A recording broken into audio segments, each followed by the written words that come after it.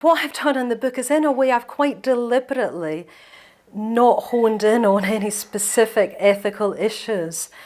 What I've done is, in the book, I've concentrated on the deeper principles, and I've concentrated on trying to provide a practical guide with practical exercises to help each and every person become more ethically aware in themselves. And out of that, the more ethically aware we can become, the more we can inform our choices in ethical issues. So I've deliberately not gone into specific examples, and certainly not wanted to legislate like one thing or another, because in a way you can't really do that, because in the end ethics is going to be a matter of personal responsibility, although there are Buddhist guidelines to that to help us to realise that ethical responsibility.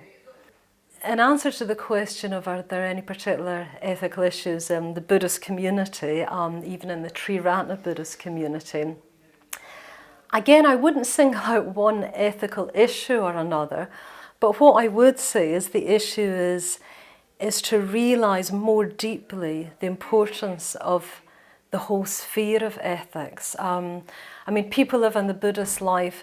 That life is lived in order to attain wisdom. People often talk about wanting to attain insight, for example. And what I really want to stress is that no insight is possible without relation with other people. It's not an individual affair. It's not complete as an individual affair. It has to be a relational thing. And that's where the sphere of what we're calling ethics comes in. So we often talk about the threefold way in Buddhism. There's ethics, first of all, that's the foundation. There's meditation, and then there's wisdom.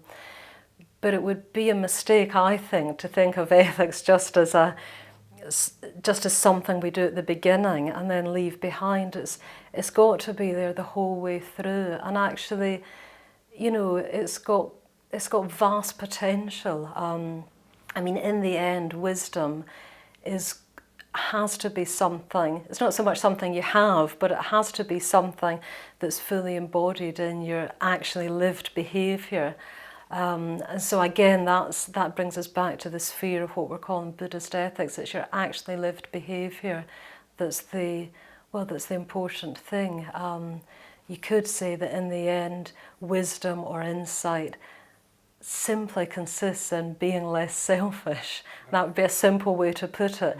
And so practicing being less selfish, which is what in the end the practice of ethics is, you know, you could see as even as a complete path in itself, with reflection, of course, but yeah.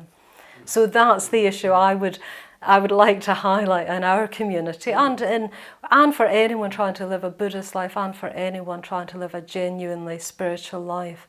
And that's what I'd like to highlight, it's got to be lived out in actually lived behaviour. It's spiritual life isn't a matter of what you believe in, it's a matter of what you do, of how you live.